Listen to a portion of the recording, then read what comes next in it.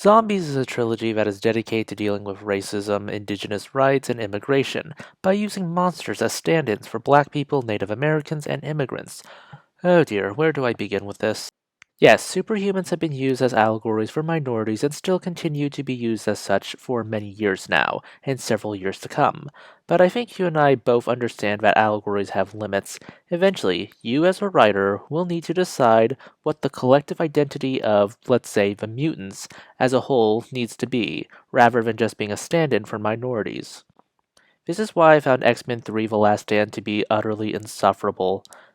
The storyline about curing mutants of their powers honestly is a quite interesting plot point because not all mutants are made equal. Some people get to have a death touch that never shuts off. Other people can make time, space, and reality roll over and play dead like a dog. Is it truly cowardly to want to cure a condition that makes your life miserable and makes you a potential danger to those you love?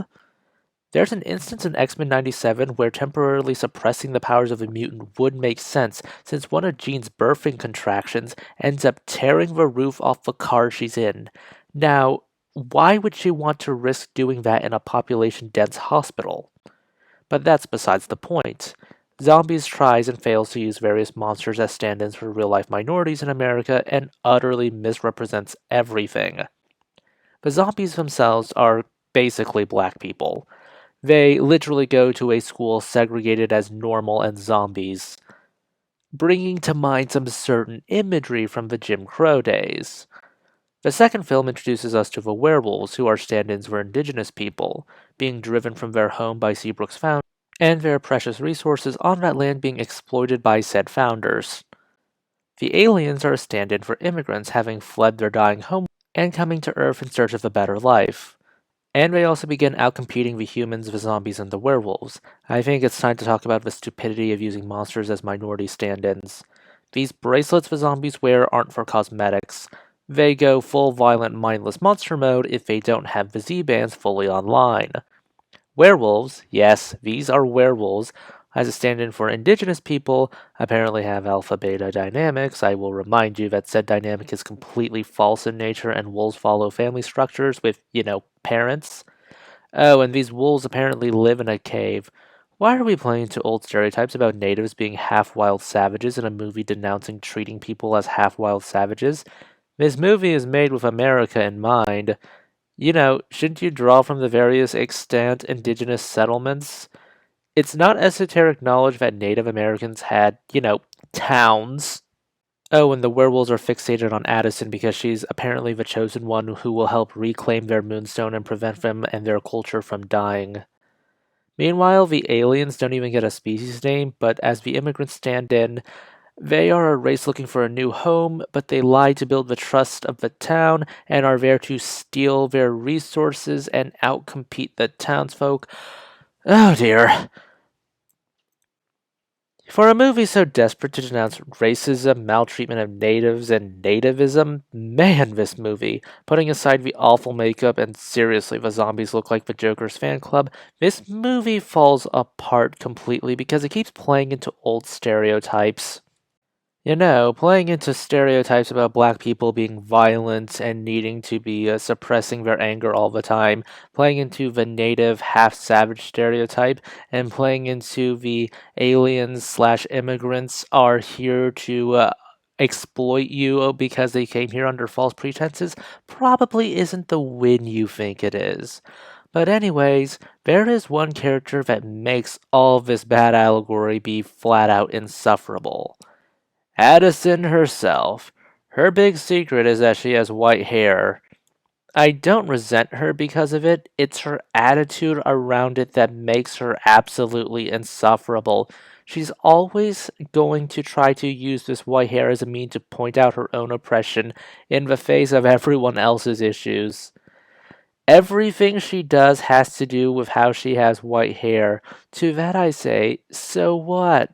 Zombies live in segregated communities from everyone else and are treated as ravenous monsters who will consume anyone unless kept in check.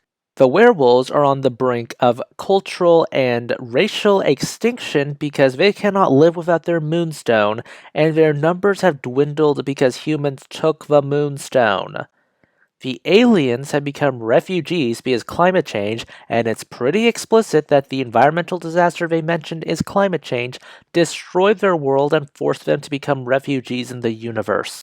But no, victims of institutional and systemic oppression have to play second fiddle to the pretty girl who can wear a wig to hide her point of insecurity. These movies constantly escalate the whole Addison is special message. First, she's willing to stand up against the conformist and racist attitudes of Seabrook. Fine. Then in the second movie, she is supposedly some kind of mystical chosen one who is destined to save the werewolves from dying out. Oh boy, you made her into a messiah figure. And now her actual identity is that of an alien Moses who will lead the aliens to their promised land. At least with the first film, she's more special because of the choices she made and not because of some kind of contrived prophecy or special bloodline. Subsequent films tried to hammer in the Addison is special and I know how you feel to absurd degrees, because there's a total difference between ostracized for having white hair and the hell that these three stand-ins had to deal with. Let's put aside the fact that they did bungle how the allegory works. Allegories are not going to be perfect, but let's ignore that for a moment. We see the gargantuan difference here. Zombies, literally segregated off. Werewolves, dying.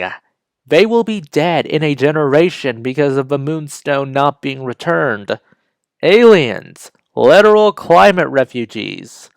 But these three play second fiddle to Addison because everything needs to center on Addison. There's being the protagonist, and then there's flat out protagonism. There's a huge difference between the empathy and ego stroking in Addison. Addison falls squarely into the ego stroking part. What's so hard about talking about human choices without trying to make her into the Messiah? Addison isn't the only issue with this movie trilogy. Oh, if I had a stronger computer and didn't live in fear of a YouTube copyright bot, I could probably riff the entire trilogy within a day. But she is clearly the one that sticks out like a sore thumb the most. She's basically the diet form of Twitter activism. She's honestly feeding her own ego rather than actually pushing for meaningful change. But those are just my thoughts. Please consider liking, subscribing, tipping the channel on Ko-fi. This is Cyril signing off.